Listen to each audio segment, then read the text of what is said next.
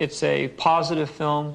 It has heroes and villains, and that it essentially is a fun movie to watch. It's been a long time since people have been able to go to the movies and see a sort of straightforward, wholesome, fun adventure.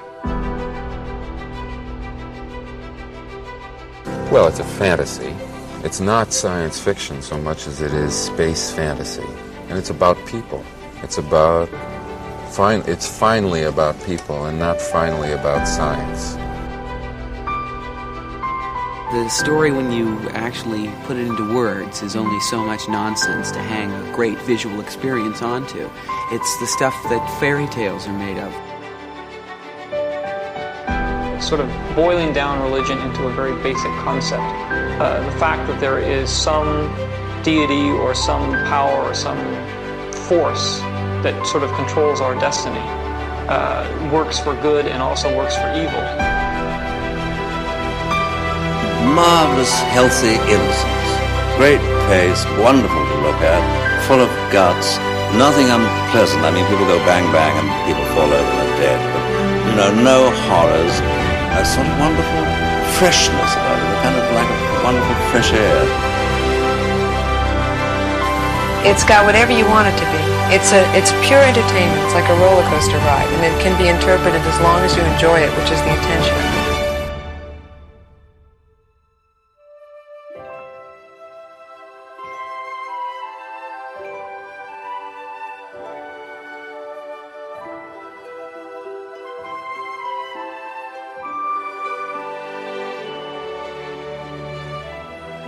Hello and welcome back to Generation Skywalker for the end of book month. Now, who is with me? Well, obviously we always have the same core team that open up with the prologue. So I've got with me Craig Spivey. Good evening, Craig. Good evening. And I've got Jez. Good evening, Jez. Good evening. And I've got Dan Burgess. No, we haven't. We will get onto it a bit later, but anyone that follows our social media will see that Dan was giving it all the Billy Big Balls like he did last year in the contest, and both of his characters fell at the first hurdle. So he has decided that he was too busy tonight to be able to represent himself and defend himself. So that is where he is.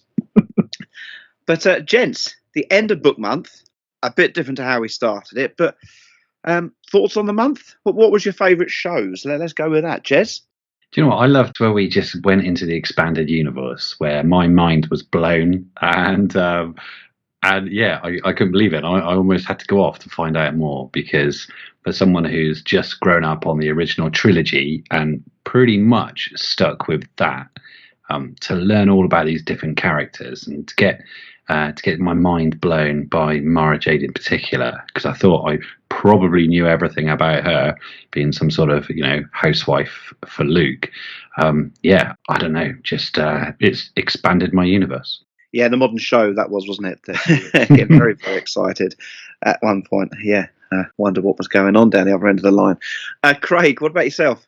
Yeah, I mean, I enjoy these things. It's good. I think we said on the prologue show that they're nice because they take you out of what you normally submerge yourself in. I really enjoyed the Aftermath show we did with Brian and Mark from Fantha Tracks. I think it was nice to revisit that. It's a relatively recent series of books, and I read them and moved on. It was interesting at the time, but it was nice to revisit those. And those guys really know their stuff. Very articulate appraisals of those stories and the circumstances around which they were written. So if you've not checked that one out, go and check out that one. Show 51. Yeah, good book and enjoyable chat, actually. They are on my pile to go back to. By you, Stu?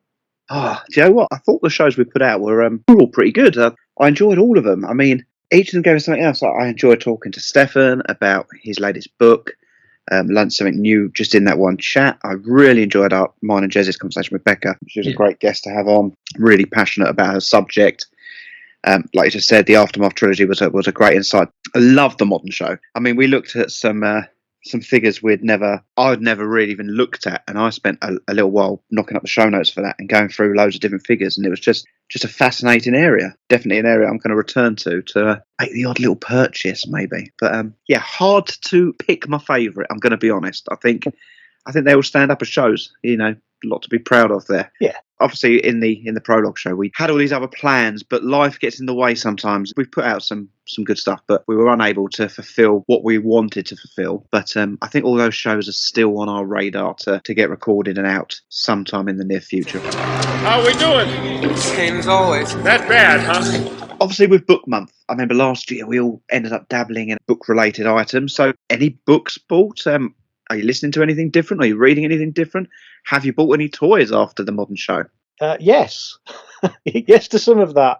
I did go and buy a figure on the back of discussing those expanded universe figures on the modern show, and I went and bought myself the Yuzan Vong figure, and I've got him here, and he's mental.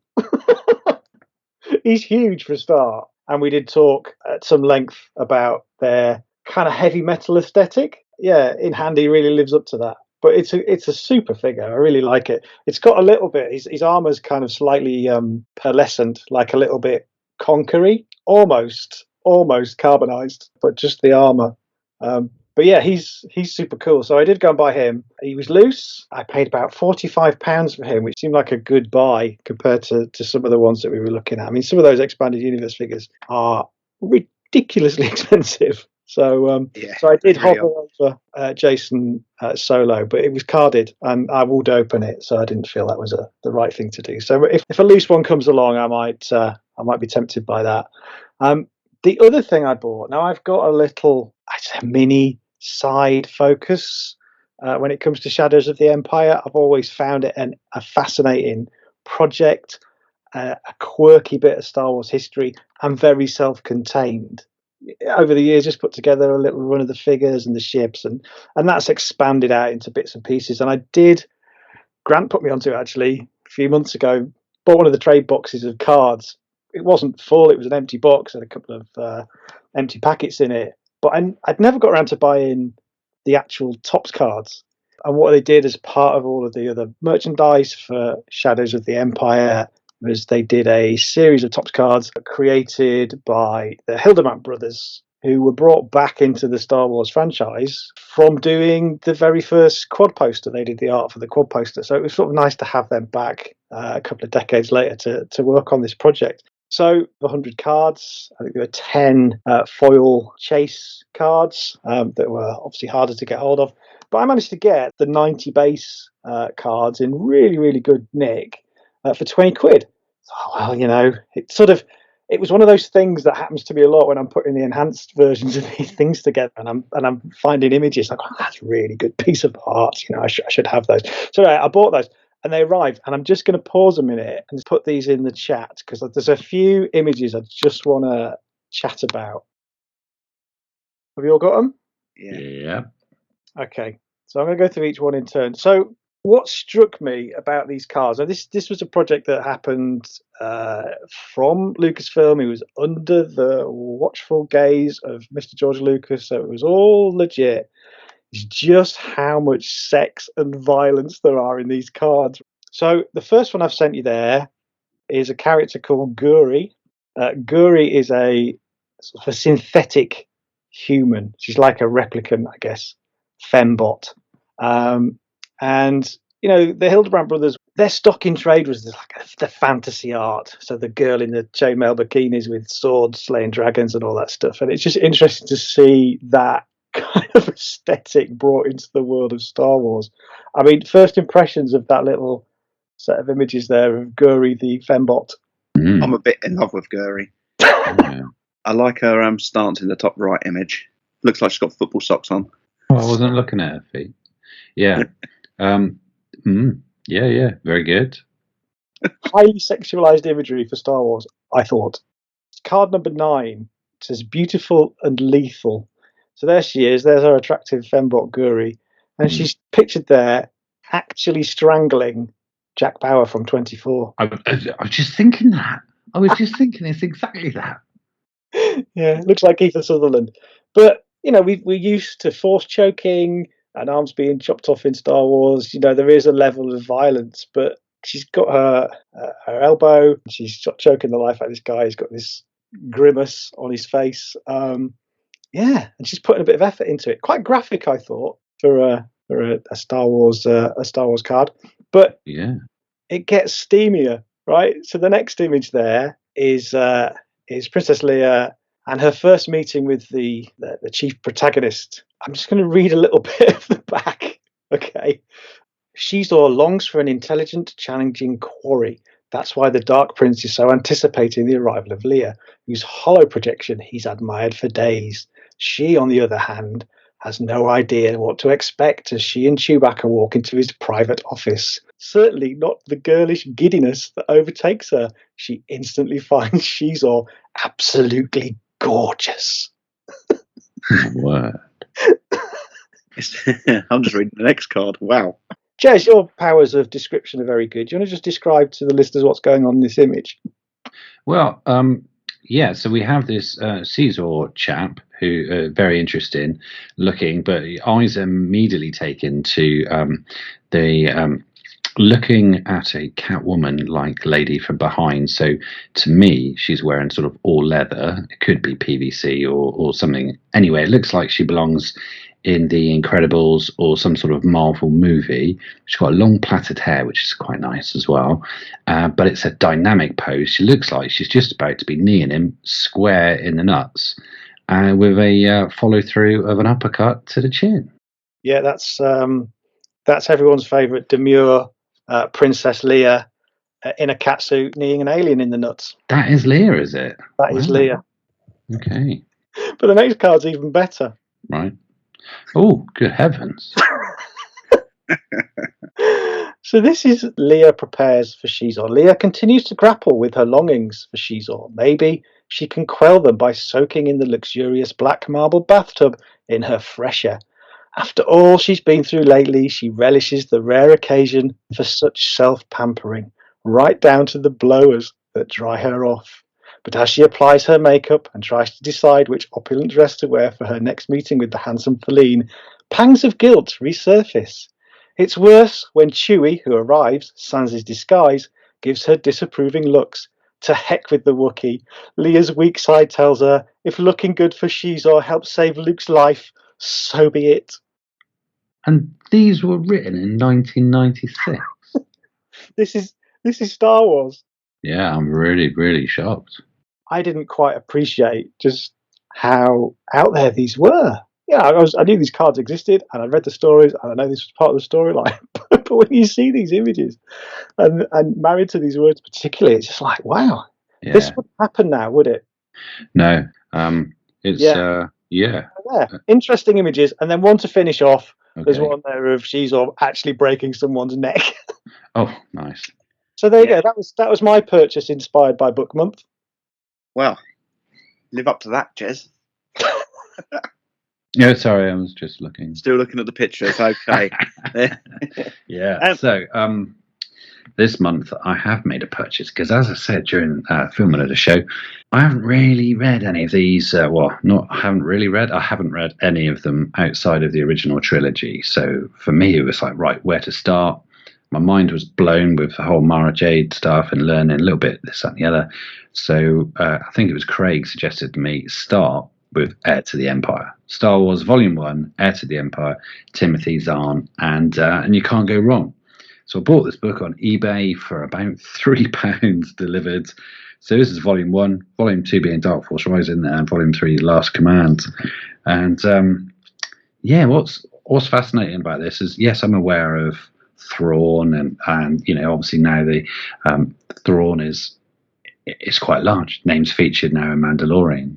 It sees its own sort of trilogy of books coming out, which we've discussed before. But yeah, Thrawn was on the book cover for this, and so actually from a book cover point of view, there's already loads in it. I haven't read this book. I've bought this book, but my life this month has been unbelievable. And my work, guys, I have 49 days left of my current job, which, as I told you when I took this job on 2 years ago, would be all consuming and I wouldn't have any spare time. That has definitely proved to be the point this last month. So I think I've read the first 20 pages or so.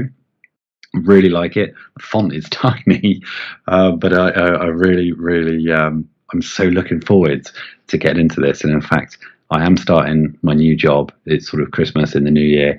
Someone said to me the other day, are you worried about the massive change of pace? Because everyone knows I've been doing sort of 65-hour weeks for the last 18 months to 2 years. I'm like, no, not at all. I'm not worried about the change of pace at all, because I want a bit more me time. I want to go to the gym a lot more, and I've got a lot of books to read. And that made me chuckle, because I'm so looking forward to a change of job so I can get into the reading a little bit more. Yeah, I've also got a big job, lot of books which I need to get rid of. I might just give them to you. Dear. Brilliant. Well, I'll wet the whistle then for people. I'll wet the whistle. So, back cover, right? No spoilers. A long time ago in a galaxy far, far away, it's a time of renewal. 5 years after the destruction of the Death Star and the defeat of Darth Vader and the Empire. But with the war seemingly won, strains are now beginning to show on the Rebel Alliance. New challenges to galactic peace have arisen, and Luke Skywalker hears a voice from his past, a voice with a warning. Beware the dark side. Heir to the Empire is the first of a 3-book cycle which picks up where the movie trilogy left off. And it starts off really, really well, and I just love the fact that I've got a whole new world to explore, and I'm really, really grateful for you guys opening up my eyes to it. They are brilliant books, actually. They are books I've read the trilogy of, and even listened to the audiobooks recently, actually. I think after me and Craig did them last year, I went back and listened to them via audiobook. It's a good place to start, Jez. I have also added a few bits. Actually, I went away after Becca actually mentioned it in her interview, the High Republic books, and I wanted something a bit different. So I've been quite busy, I have time for reading at the moment, but I thought I'll get an audiobook. I went away and got the High Republic, the first book, Light of the Jedi, as an audiobook. So there's times when I work on my own and I'm in a place on my own. So sometimes I stick my headphones in and have a listen. Really, really enjoying it. Only about halfway through it. But completely new characters. It's so many years before anything that you've consumed before. So completely different type of time. But thoroughly enjoying it. Really enjoying that. So I enjoyed it. It's nice to start afresh with something. It's hard to keep it with who all the characters are and picturing them in your head, but I'm sure that will eventually click into place for me. I've also obviously got Stephane's book through. Really enjoyed that. It is actually really nicely put together. If you like your advertisements and your history of that time of the vintage collecting, I think that oversight of what it was going on in France and stuff is nice. A nice looking book as well. Give that a good shout out. The Modern Way did inspire me to go and have a little delve. Now, while I've been too busy to finish the podcast this month, I bought Mouse. We all loved Mouse on the podcast. I bought it boxed, got a good deal actually. I think we even spoke about during the show, someone's got one box for 54 quid or something, I think it was.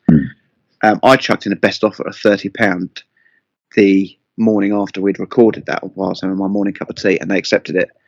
So quite a large discount on that. It's still in the box, packaging box, because I was going to do an unboxing video. I'm going to do that unboxing video this weekend. So hopefully we'll get that video out next week sometime. But I also did find a couple of loose figures. They were the 2-pack. They both featured in our 10 countdown. Kofi Arana and Boltar Swan. Now, both of them are actually really nice figures. Lots of articulation. Boltar Swan's great fun. I love her armour. But Kofi Arana, I mean, the figure's good. But the Darth Vader severed hand, which lodges into his chest, is one of the greatest action figure things I've ever seen on a 3 3/4 inch figure. It's amazing. It's an amazing piece of design. Absolutely love it. Really tempted to try to knock the whole 10 off to represent our book month, but I am aware, I have kept an eye out for all of them. But I'm well aware that some of those figures, even loose, are going to cost over 3 figures. It's a challenge, and they were great figures. I mean, the mouse, first of all, congratulations on that mouse, because that was brilliant. But yeah, the Kofi Arana, I think every Darth Vader Focus collector needs one. It's just really, really cool. Very good. Do you know what? I was actually at work, and I typed them in, just one of their names, and it just came up. It was on a buy it now for both figures for 25 quid.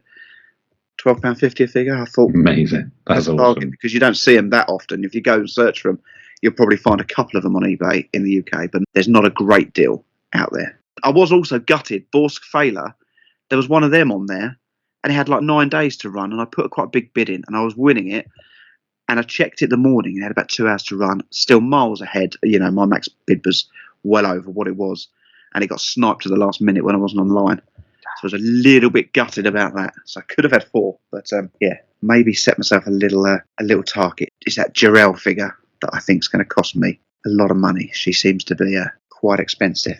But yeah, book month inspired. It's all good fun. Right, so some nice pickups as well. I know Dan has got himself some dressing up clothes to represent a couple of the characters.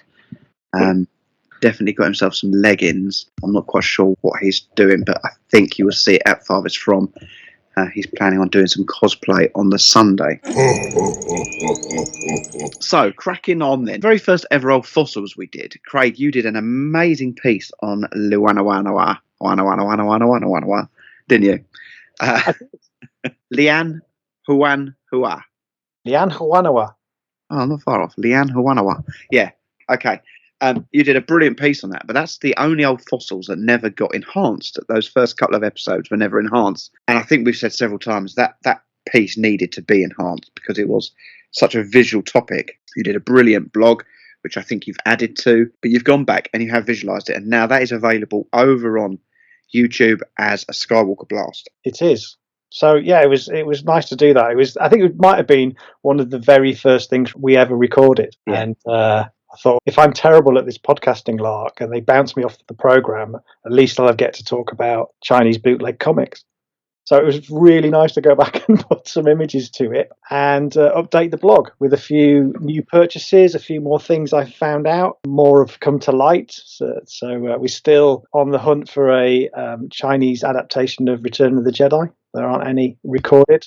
Lots for Empire, lots for Star Wars, and even some things that aren't even Star Wars that have been sold under the Star Wars banner in China. So really interesting stuff. I think so anyway. But yeah, you can check that out on the website. Have a look at the blog. Or if you want to have a look at the Skywalker Blast, it's about 18 minutes, easy to watch, and lots of cool stuff to look at. Well, go and check that out because it is worth a read. Actually, Craig, over the last year, I bought one of your doubles of them. You did? They are amazing, aren't they? Yeah. Such good fun. And the latest one I bought is probably one of the wackiest and easy to miss. It's got a big Transformer on the cover. It comes from 1992.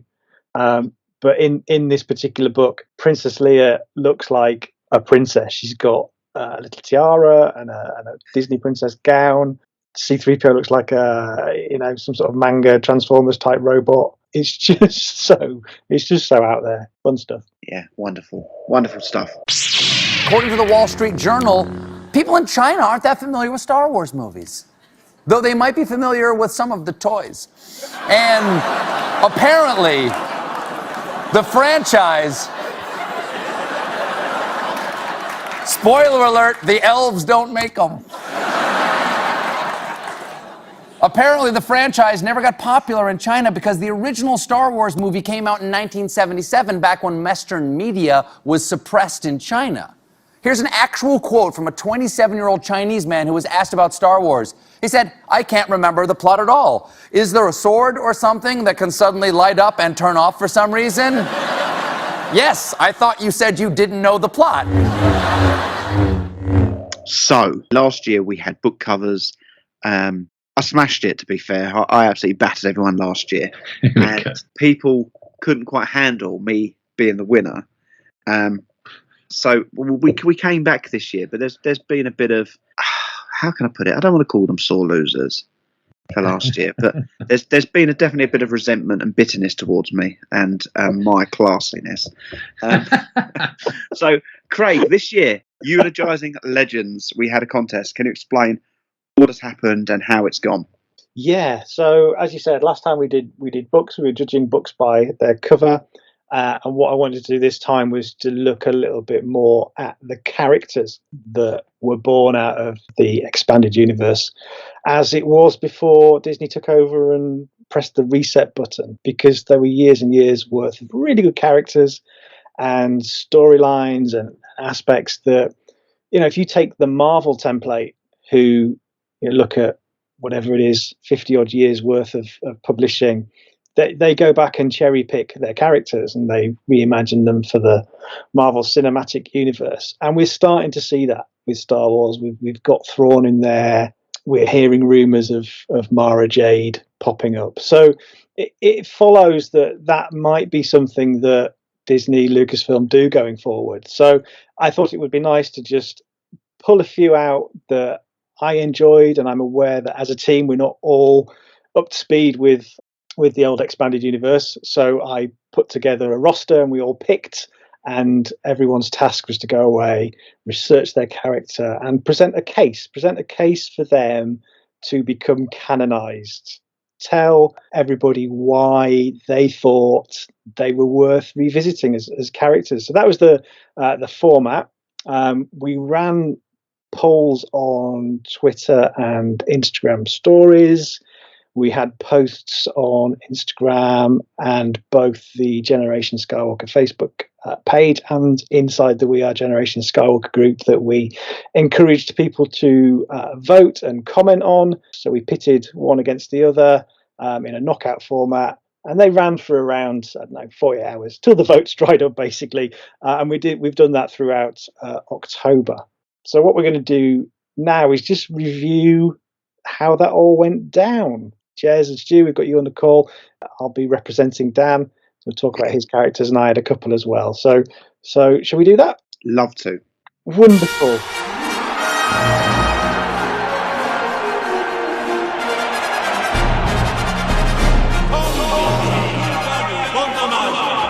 From all corners of the Outer Rim territories, I see the contestants are making their way out onto the starting grid. As we record right now, we have two finalists. Those finalists are Nominor, who Jez was championing, and Cal Scarata, who Stuart is championing. We'll come to those characters at the end. I set up the first round matches. I tried to get a good mix of characters versus characters and also team members against team members. So we were all mixed up in that. But the first round that was drawn was Nominor versus Darth Talon. Darth Talon was knocked out. Stuart, just run us through Darth Talon as a character, what you found out about her, and what you were saying to sort of win these votes for her to be considered as a character that Lucasfilm could cherry pick. Do you know what, Craig? I would love to. Actually, can I just read the little bit I sent you? Because I didn't just copy and paste it from Wikipedia. I mean, I don't know if we're going to let Jez. Hello, nor did I. Because it's just a massive bump of stuff that he probably doesn't understand. Craig, is that true? Is that true? I started with a lovely quote from Darth Crate, who anyone knows about Darth Talon would know her relationship with Darth Crate. And it was just, I am your life, I am your death. You have passed your final test without flinching. I name you Darth Talon. I thought that quote kind of gave Darth Talon's backstory a bit there and her connection to Darth Crate. Okay, so let me just read the little bit that I put. I have to admit, I feel sorry for Jez in this matchup. He puts up a hooded Skeletor whilst I'm giving you the ferocious Darth Talon. A Lethan Twi'lek, deep red in colour and covered in black Sith tattoos. Each of those tattoos earned in ritual combat. A Sith so badass that she outfought two Jedi at the same time, Shadow Val and Wolf Sazin. And yes, Jez, I could give you their full backstory as those Jedis. And also ended her master's life, which she did not hesitate to take. The coolest of the Sith, who believes in the rule of one. What does Nominor really offer? Oh yes, he caused resentment against the Jedi with a touch of stirring. That's basically him in a nutshell. And actually, that's quite funny because that's basically Jez in a nutshell as well. A touch of stirring. A vote for Talon is a vote for common sense, for being a serious Star Wars lover, and a vote for a character that belongs on screen and not just on paper. That's what this composition was about. As Talon once said, darkness calls to darkness, it calls to you. And what will you do with that call? You will vote Talon and make the correct decision. But it was Ben. The decision was Ben. We'll get into that in a minute. Let me just run through the results on that one. So on Facebook, on both the Generation Skywalker page and the We Are Generation Skywalker group, it was a draw. So neck and neck on Facebook. Twitter actually went to Darth Talon. Darth Talon got 60% of the votes, Nominor got 40%, but it was Instagram where Nominor shone througd. Can I tell you why Instagram went that way, Craig? Because Jez has 3 Instagram accounts. Okay, that's quite a lot to make up from starting, because there is people who maybe are a little bit daft and voted Nominor. I've got this thing open on my page at the moment. Jez's write-up that he sent you, which I'm sure you just copied and pasted. No, in the last paragraph, he's called him non-amour. Which he doesn't even know how the spelling of the bloke's name. I mean, come on. As the competition runner and, impartial judge of this contest, I'm not daft. I know that Jez has got 3 Instagram accounts, and I counted that as 1 vote.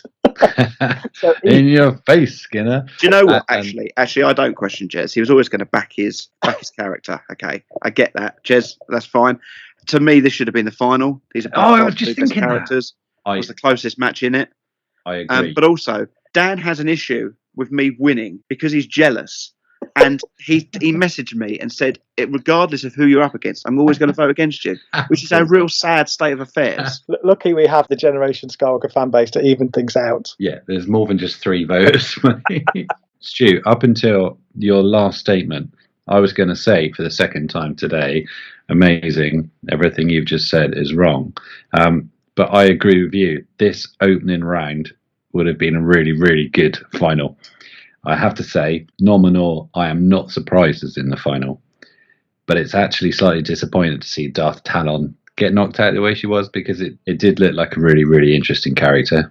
I do agree. But there is so much more to nominal, and I'm going to bring out even more shortly. I'm not sure how it was going to go this first round, because I think Darth Talon just has that look. And we know that George Lucas had identified her from the expanded universe as a potential character for his sequel trilogy. So it wasn't a whitewash. It was quite close in places. So I wouldn't beat yourself up too much about that loss, Stuart. I don't. I'm quite easy at moving on to things like this, mate. I know I'll win the next one. Sorry, mate. My broadband must have gone down. Can you just repeat what you just said then, Craig? I said I move on because I win everything else. I'm a winner, Jez. I'm a winner. I think Craig just said, I wouldn't beat yourself up too much about your loss, Stu. So there you go.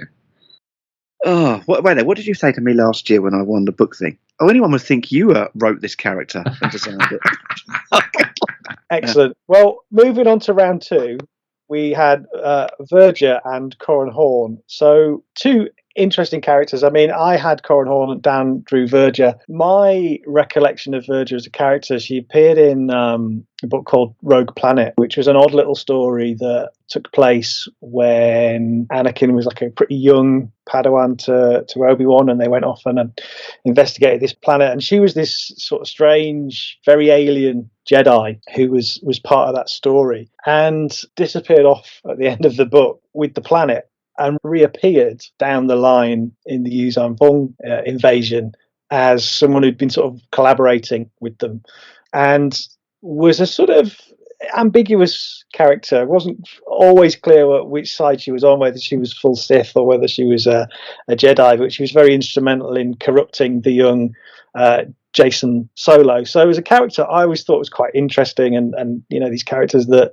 do walk the line, I think, in the Star Wars universe, which was always established from the get-go as very good versus bad. I think modern audiences like those characters who are a little bit more ambiguous. So I thought she would be a good character to put forward, and someone I could see coming in. But this is what Dan said about her.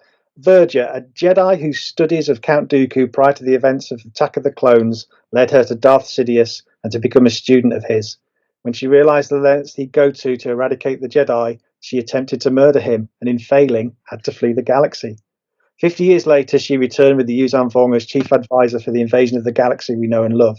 Resuming Sith studies, she set her sights on torturing and turning Jason Solo to the dark side, eventually sacrificing herself to save Jason from the Vong, enabling him to go on to fulfill his destiny to become Darth Caedus. One of the missing ingredients from the sequel trilogy was any real link back to the prequels, aside from the brief appearance of Yoda and the shoehorning of Palpatine into the Rise of Skywalker. There were very few mentions of the Sith.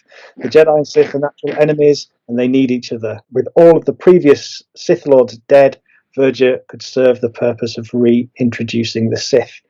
So we did think about it, bless him. What you've just read, it tells the story of Verger and whatnot, and so it is interesting. But, I mean, when you're reading it, it was so boring. Dan isn't very good with the written word or the spoken word. And I can see why he lost his 2 contestants in the first round, because he made them more boring than what they actually are. I mean, Dan's not showing up tonight because he's embarrassed, and I think he needed to actually come and stand up and take responsibility for knocking out what is actually a fascinating character. To be fair, that might have been my delivery. Didn't do it justice. But no, Craig. It was the way it was written, mate. Don't knock yourself down, mate. You're a very interesting person. Anyone got anything to add on Virgin? Did anyone read up on her and what she was about? I had never heard of her, actually, until you put her up. And I found her quite fascinating. I'm definitely someone I'd like to go and explore. I mean, this is just a prime example of why I'm a better person than Dan. I read the 2 character synopsis and would rather read about her and rather see more about her. So I voted for his character because I haven't got that bitterness. But yeah, definitely an interesting character. I don't know what Jez thought. I thought she looked fantastic. I'm call me shallow. More about the looks. I think this would have been an incredible thing to add, because I look at this, right, and what you said, Craig. So here we go. Now it's time to vote on which of these Star Wars Expanded Universe legends you would like to see brought back for a future movie, TV show, novel, or comic. I would love to see a character like that, because when I look at then the competition, I just think, yeah, another human or another human-looking character. This is Star Wars. Expanded universes. We want variety. We want characters. We want imagination. And first round, Nominor, Darth Talon, absolutely tick those boxes. Otherwise, it looks like you've just got people from, I think I said in one of the rounds, if you don't put this person in the final is going to be made up of 2 people who belong in Westminster. You know, this is Star Wars. We want variety, and you don't get much more than the likes of Nominor, Darth Talon, and this particular character. Definitely deserved a place in the competition.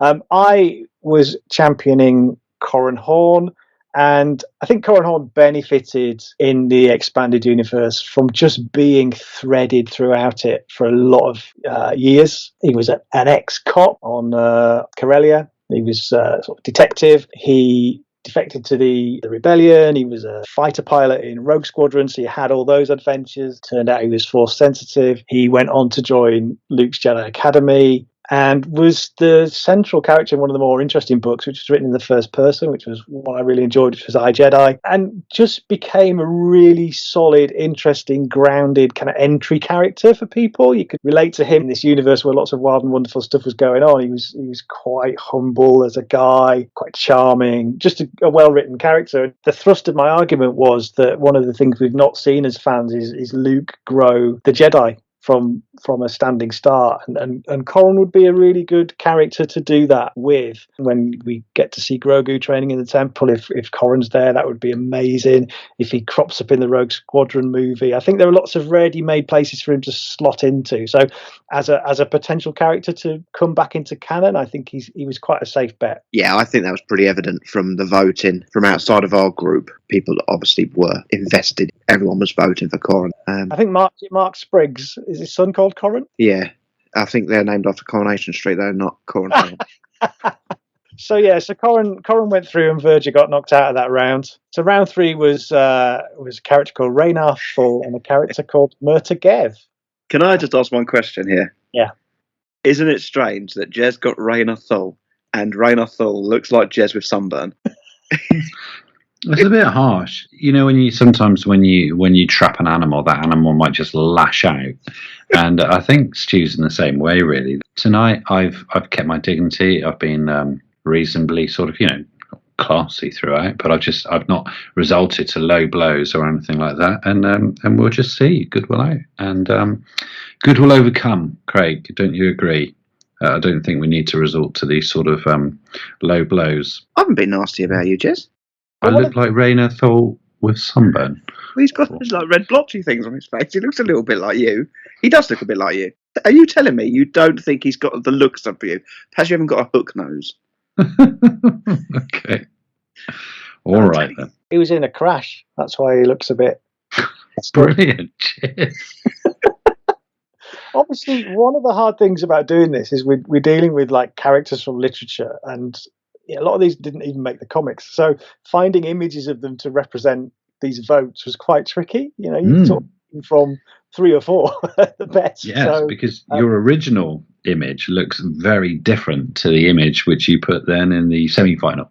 Yeah, I tried to mix it up, you see, because I didn't want people to go, I've already voted on that. So the second image I used of him was when he was more Unu-thul, when he was in the dark nest and he was, part of the insectoid alien hive mind. So it's a bit more expressive as an image. It's less photorealistic. So trying to give people a flavour of this character. And obviously these are just, artists' interpretations. So who knows what he really looks like until they cast him.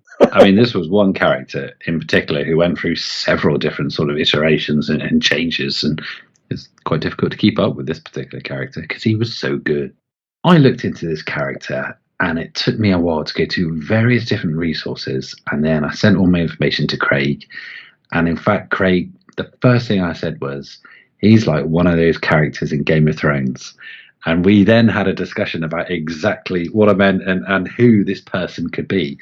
And in fact, this is the Jaime Lannister of Star Wars.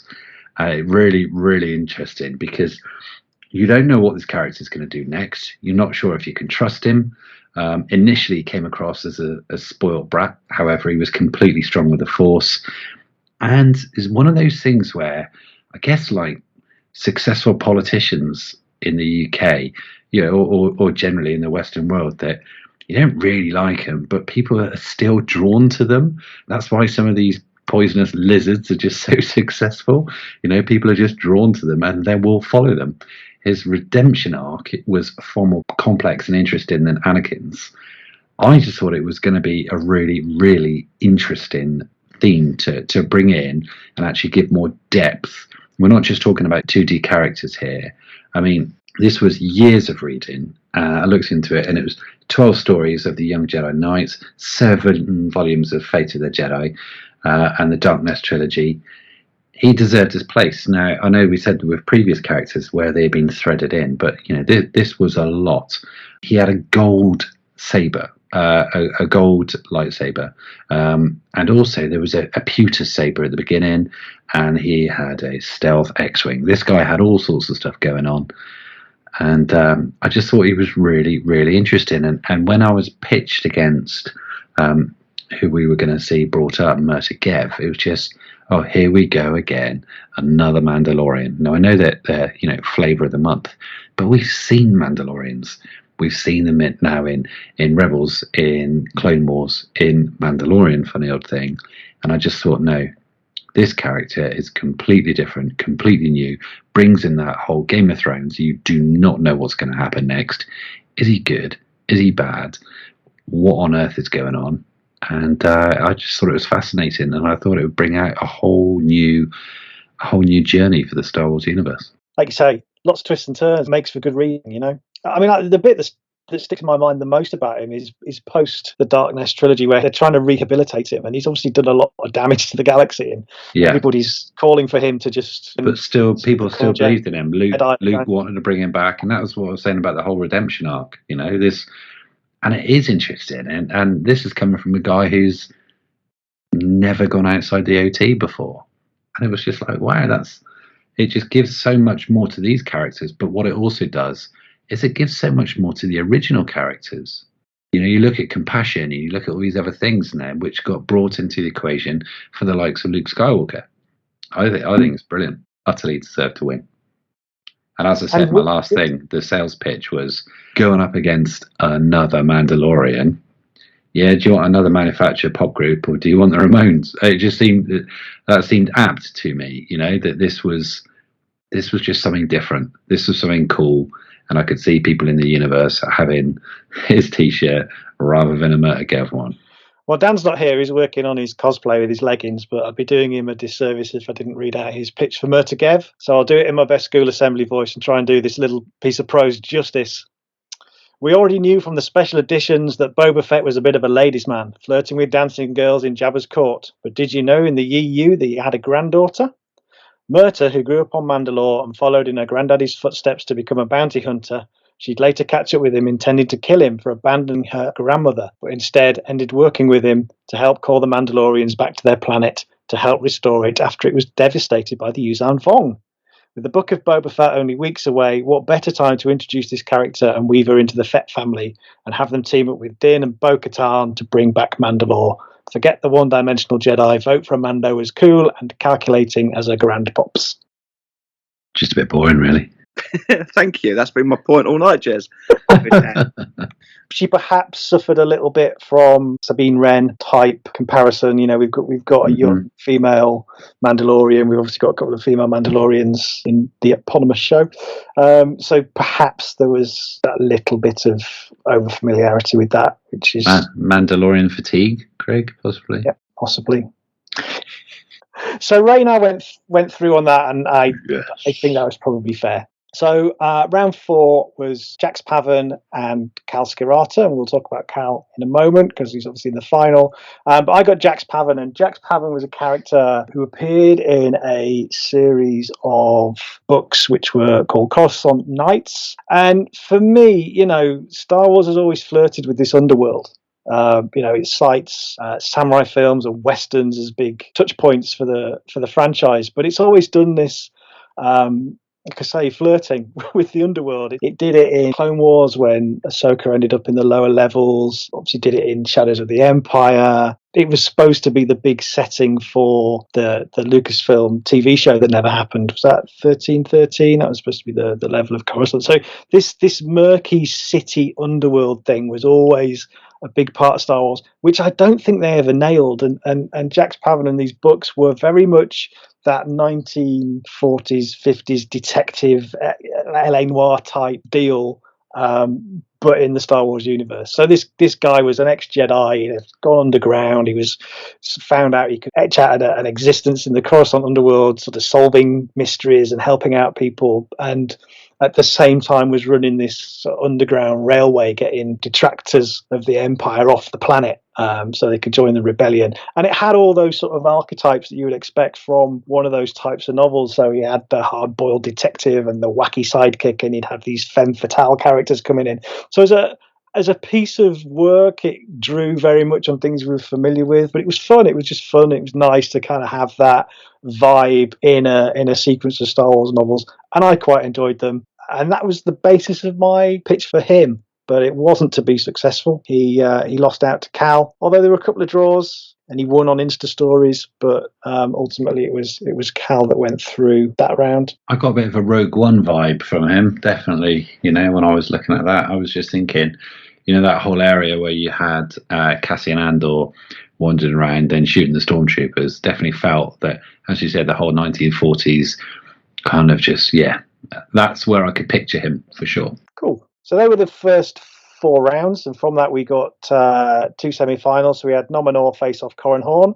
Nominor won that round, went through to the final, and we had Raynar Thull face off Cal Skirata, and it was Cal that won that and went through to the final. So here we are. We have these 2 heavyweight expanded universe legends facing off. So I think it's probably appropriate to let you 2 step up to the mic and give your cases for each character. Should we start with Jez? Okay, well, first of all, the guy just looks absolutely nailed. So I'm going to go back to my whole thing about this is the Star Wars universe, and we need to move away from sort of more human-looking people. This is such a galaxy far, far away. It's not a galaxy just around the corner in Croydon, right? It's a galaxy far, far away. Let's have some variety. Let's have some diversity and inclusion. We don't need more human-looking people. We've already seen that some of the most fascinating characters in Mandalorian are, Frog Lady and the guy who has got gills, and that's Star Wars. You look at some of the favorite characters from A New Hope, and it's the Cantina characters.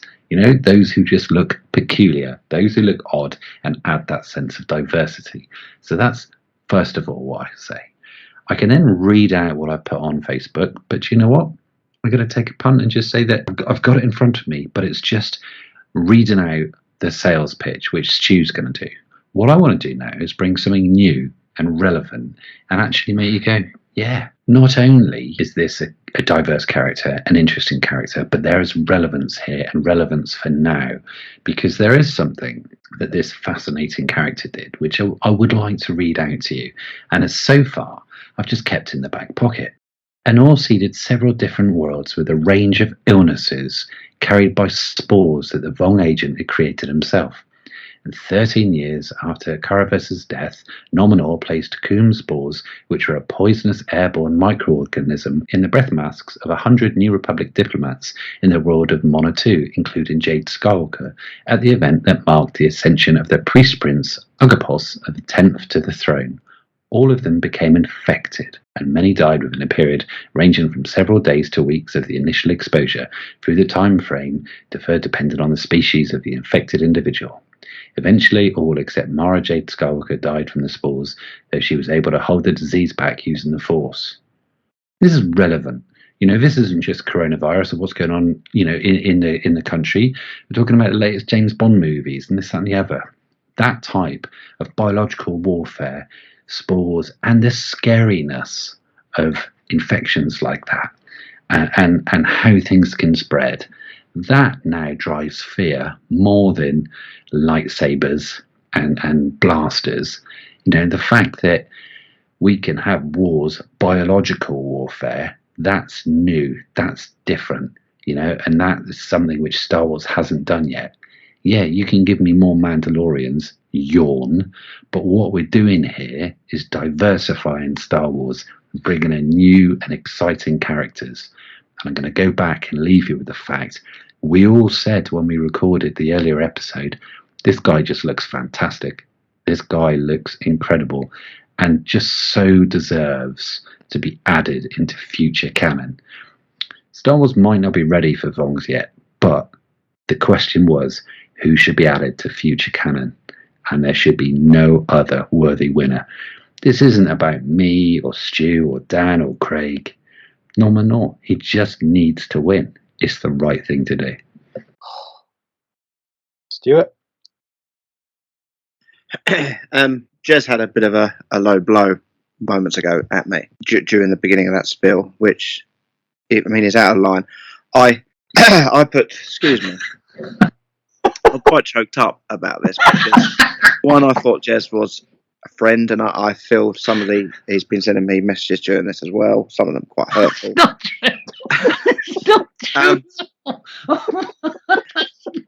I for one actually thought Nominor was a brilliant character. When I did the figure compiling, I thought, his action figure's going to be in there.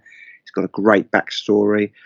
Of course I was going to champion Darth Talon, because Darth Talon was a great character and I preferred it to Nominor, but doesn't mean I don't like this character. Actually, Cal Scarata I didn't know too much about, but actually, Jez, you've been quite disrespectful to, everyone Mandalorian. I don't want to hear you in a thread next time going, look, if you watch the new episode of Mandalorian, isn't it great? Because you clearly have got massive disdain for them and have had enough of them. But whether you like it or not, it's not just currently. Mandalorians have always been extremely popular in the expanded universe, and going right back to the start of Boba Fett. The backstories of Mandalorian are very, very popular, and Cal Scarata would actually fit brilliantly. His backstory is brilliant. I'm not going to go into it. You can go and read what we've written. He is a brilliant character with a good heart, and he would fit in the Clone Wars. He would fit in a spin-off of the prequels. He would fit well in Mandalorian. You could put him in Bad Batch. You could put him in the Book of Fett. He's got such a good backstory that he would be easy to bring into canon. And so much so, did you know that Hasbro did actually had a figure down of him, but they couldn't get his head sculpt quite right because it was such an important character. They didn't want to do a disservice to it, and they couldn't get the head right. So they actually they never bothered. The toy head that they did design became another figure called Midge Gillimar. I love Cal Scarata so much. I even learnt my spiel in every language going. So in Czech, Fallen matran set nadru nella pata quat kids mubio asi sasi let. Did you do all that while I work, Jez? Do you want it in Polish? I don't need to.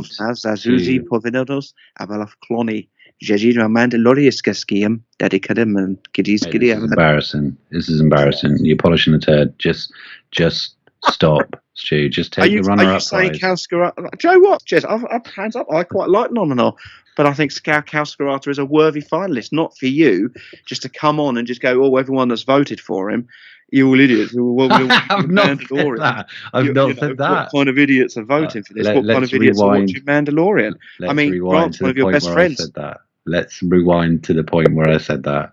Let's just look at the last two votes.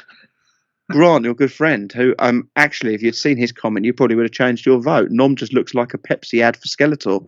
I go with the Michael Biehn clone, but yeah, you see, and I respect it. I do. I respect it. You've slammed the Mandalorians. No, I haven't. I love the Mandalorian. I said that we just need to diversify. I mean, Sean Moynihan had you in his house, and you've slammed him. I've not slammed him. Again, I think in the quote I said, I respect your point. As the impartial member of the call tonight, I think you're right. I think they're both absolutely worthy finalists. I always loved Cal Scarata as a character. I really enjoyed the Republic Commando books more than I thought I would. It's just got so much heart, and a big part of that heart, a big part of that humanity was through his character. And I think in terms of what's missing in the Star Wars universe, he's a really good link between the Mandalorians and the clones. He was brought in to train the clones. I think Django brought him in to train them, and he just became their father figure. And in the alternative old EU, the Bad Batch equivalent with the Nulls, if the clones didn't come up to scratch, they kind of ditch him, and he scooped up all the ones that were a bit wonky, the ones that had stuff wrong with them, and trained them up into this fighting unit. And post Order 66, he was a big champion of their rights and tried to kind of track down the genetic code that would stop them aging prematurely so they could go off and live normal lives. So always a big fan. And Nominor, equally brilliant character, came in and shook things up in a very insidious, scary, unfamiliar way. So I think, looking at the list, that they are two very, very worthy finalists. I'm just checking my social media feeds to see if we've had any more votes since I tallied up the current state of affairs before we came on the call.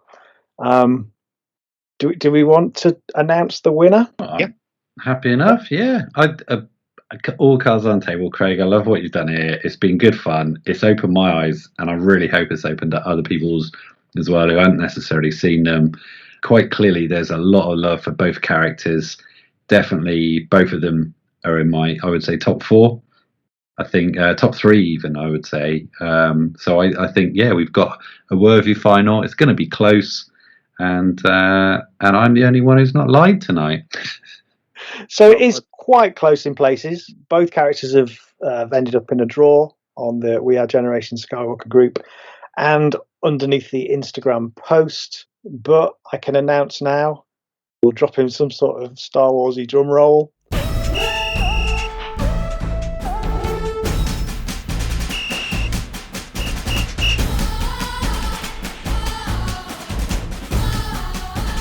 Nominor is victorious. Nom Anor turned to glare upon the man, reminding him of who was the boss here and who the mere attendant. And shocked Tenoctin did shrink back, the blood draining from his face. He had been around Nom Anor long enough to fear that glare as much as, perhaps even more than, he feared death itself. "They are Jedi," he stammered, trying to clarify his warning, trying to make certain that Nom Anor did not note any lack of confidence in him.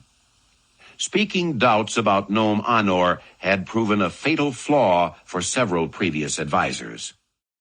Wow. Yeah. Rightfully so. What I don't want to do is I'm not going to rub people's noses in it, and I'm not going to do a little victory dance, and I'm not going to say, Alanson rhymes with winner or anything like that, which happened last year. That's just a lack of confidence, to be fair. I'm just going to say, well, that has been great. And I'm really, really pleased with that. And I'm going to buy myself, as we said, I'm going to buy myself a Nominor figure. So this has definitely got me not just entering, getting into the modern era, but modern and expanded universe. I'm going to buy a Nominor figure because, I think it's brilliant. So, chuffed with that. Thanks to everyone who's taken part, including Mrs. Skinner. So yeah, thank you for all the listeners and people who are on social media, because it's been good fun. And Craig, thank you for doing this. But yeah, I'm chuffed with that win. Yeah, you're right, actually, Craig. Really, really good, mate. Really good contest. Nominal's a great winner. He would have been my third favourite out of this competition, so I can't fault that. Thanks to all the people voting, especially. I think there was a running stormtrooper. Jez on Instagram. All real worthy voters there, and Dan. So yeah, I just want to echo that. Thank you for everybody who got involved, and even if you just saw these characters pop up in your timeline, hopefully it's just piqued your interest a little bit. One day you might explore those murky corners of the old Star Wars expanded universe, because sure as shit, Lucasfilm are going to be doing it in the coming years. I want to just give a shout out to some people who really entered into the spirit of what we were doing. Mark Howard and Mark Spriggs and Sean Moynihan all got stuck in and voted, but gave us opinions as well, gave us their view on why some of these characters should have been considered. So big shout out to them. And I think we did say in the prologue show that we've been putting a little pile of books together. So we'll send you something. So we'll be in touch and we'll get you details and send you something off as a thank you for supporting what we're doing. Yeah, thank you. Yeah, well done, Craig. I'm quite hurt tonight. I mean. Oh, hang on, someone's beeping. Probably votes coming in. Oh, sorry. It's celebratory gifts from Jez. Well, yeah. Okay, well, Jez's words have made bruises. That probably won't fade away. I really don't know. Well, Are you okay? Are you okay to carry on, Stuart? Do you need to pause? Yeah, I could probably just do with a sip of water. That's right. Okay. Nominora is just nails. I mean, there was a negotiation between him and Goran Bevin. Can you remember that one? Craig, where he just says, I need a politician removed. And Goran says, what, in power or not?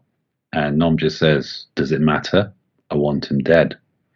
I mean, this guy's he's just, I think I said once, Nom is the bomb. And Vector Prime has to be, I mean, once you finish the Heir to the Empire trilogy, you need to get Vector Prime. Yeah. The first book of the new Jedi. He appears. Roger that. I'll see if I can get hold of it, because I think after this it's just going to be sold out everywhere, because everyone's going to want to nom the nom. I had fought the worst of all wars and witnessed the redemption of evil. I have seen balance restored to the Force. But order can turn to chaos, as it did when I was born. Now, with my loved ones and my loyal allies, I face a new challenge unlike any before.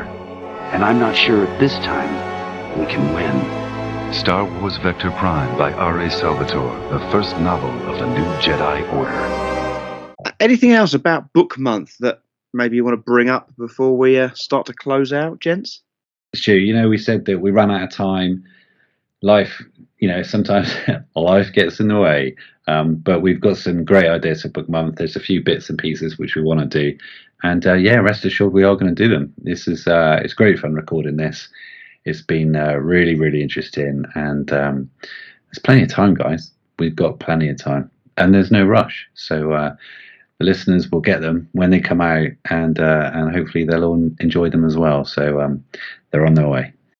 It's always a little bit extra work when we do these things. These things don't just happen. But I think it's good. It's nice for us. We kind of rally around and put this stuff together as a team and give people something different. And that's what we were always about. Personally, I'd love to hear what people think. Is this connecting with people? Are you enjoying the shows? I mean, certainly the people are downloading it, they're listening. But let us know. Let us know if you want more of this sort of stuff or something different. What do you want us to talk about?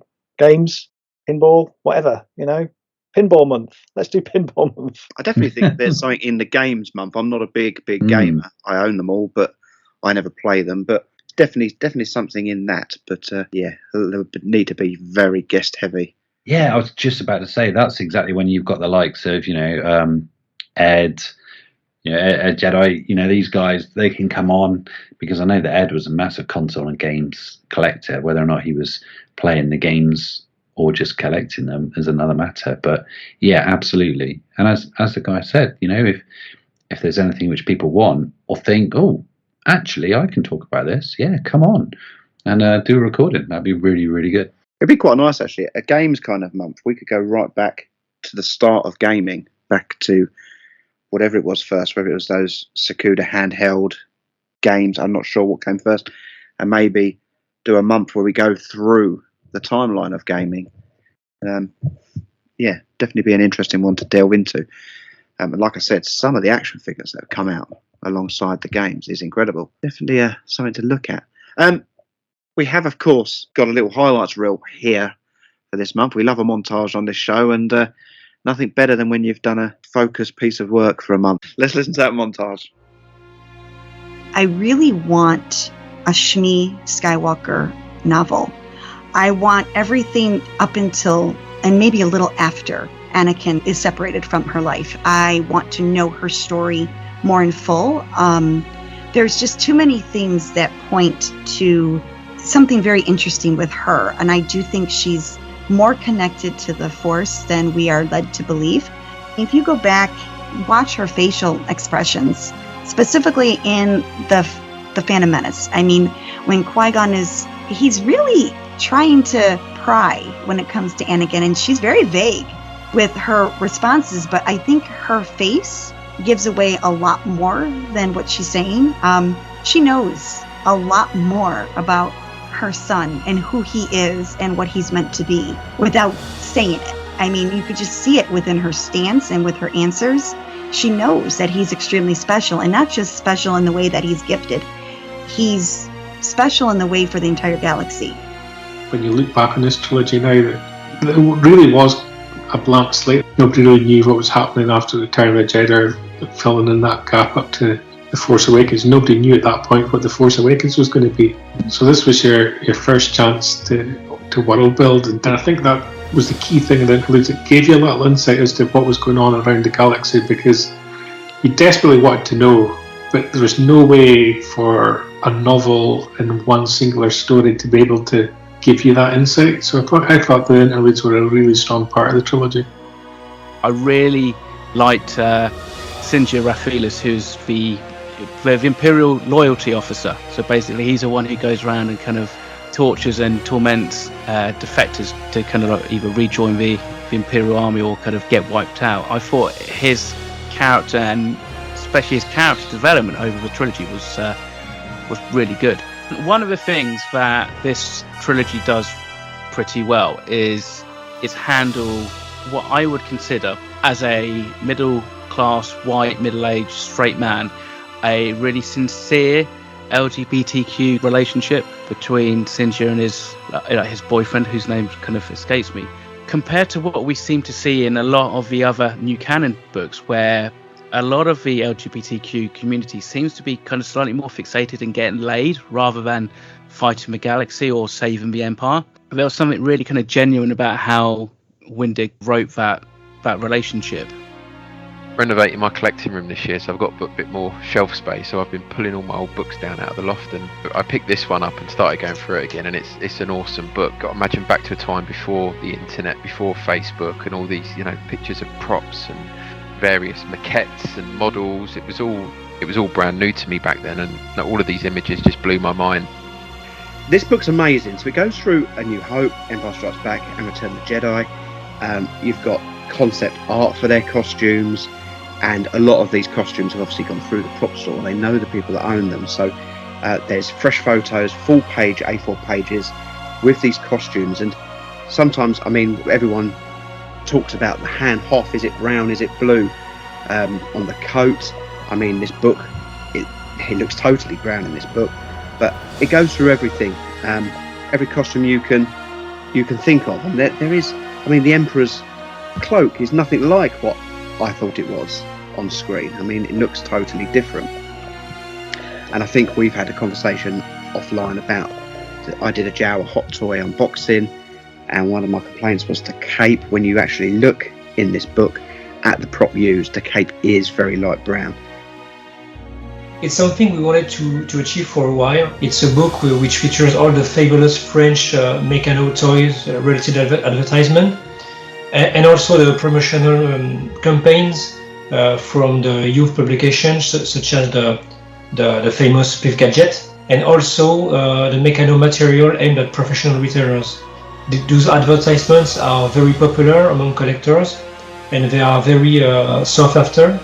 And we can see frequently, people buying and selling them, even cut out from magazines. I know that many collectors are actually looking for them, assemble a set, for example, of the famous, 25 scenes from Pif Gadget, from The Empire Strikes Back, and other famous marketing campaigns. And of course, this won't be the original, but at least you can get all the advertisements at their original size. And yeah, you have everything in one volume, so that's the nice bonus, All those moments just captured in a way that really, really brought it to life for me as a kid. I've never really looked into it. I've never really thought about what this book was, where it fitted into the world, and who created it. So it's nice to just do a little bit of digging. And this particular book was a collaboration between two really creative talents. So it was an early commission for a fantasy and sci-fi artist called Wayne Barlow, who went on to work as a concept artist on movies like Hellboy, Harry Potter, Avatar. He's still very active, and he's highly respected today, and he's the man behind this gorgeous artwork. And he was paired with Ib Pennick, who did a lot of these pop-up books for Random House, and he was a Danish paper engineer, and is considered to be the creative mind behind the resurgence of pop-up children's books in the 60s and 70s. You guys have blown my mind with this, because I'll tell you why. I had nothing to do with this when I was, a young adult, or when these came out. This whole range completely missed me by, as did the books. This came out around about the time I was joining the military, and I just didn't have time for any of that. I have just learned who she was. Incredible. I think expanding the universe with Jez has to be a regular show. I had no idea. It's like someone watching Star Wars for the first time, isn't it? See, yeah. Oh wow! What's that? The lightsaber! I know. See, I was reading this last night, and that was the time when I swore when I read that. I was just like, oh my god, I want to know more. I want more information. So exciting. See, would you have rather seen that or Luke sulking on an island in The Last Jedi? It's exciting stuff, guys. Good times. Star Wars. Amazing. Well, boys, a great month. It is Farthest From. We've mentioned it a couple of times. 12th of December is Farthest From down in Fordenbridge.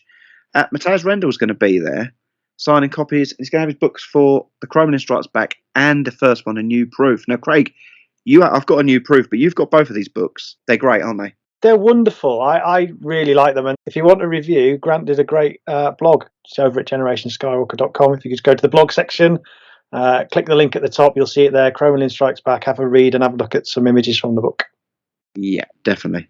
Well, Matthias is going to be there signing, and I'm sure he'll have some to sell, but you can pre-order. Just go over to All the Cool Stuff website page or Facebook page.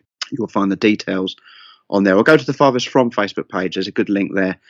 And I think I've even posted it on the We Are Generation Skywalker page. If you just have a scroll down, you will find the link to pre-order. Pick up your books off Dave at Farthest From, and then you can go and find Matthias, and he will be happy to sign them. I will definitely be delving into A Cromwell Strikes Back to join the other one whilst I'm down there. But yeah, looking forward to that. You can go over to www.generationskywalker.com, where you'll find links to everything we do there, including links to our social media. Just go to Twitter, Instagram and Facebook. Just search for Generation Skywalker. Head over to YouTube, search again Generation Skywalker, hit the subscribe button over there, and there's lots of stuff over there, enhanced shows of everything, and also of things like Skywalker Blast and unboxing videos. Craig, obviously, we've just been talking about the Luanawanawar. Have I got that right? Close enough. Yeah, close enough. That'll do me. That Skywalker Blast over there. So lots to check out there. But it is for this month. Goodbye from Craig. Cheerio. It is goodbye from Jez. Goodbye, everyone. I will be retiring with a glass of champagne. And I have been victimised. I was in a fight that was not a fair fight. I did not ask for the fight, but I lost. There is no shame in losing such fights. I've reached the stage of survivor, and I'm no longer a slave of victim status from people like Jez. I look back with sadness rather than hate, and I look forward with hope rather than despair. I may never forget Jez, but I need not constantly remember I was a victim. I am a survivor. It is good night, and we're Generation Skywalker. I've got to say, that sounds to me like you wrote that failure speech earlier on, knowing that my victory was on the cards. Oh dear me.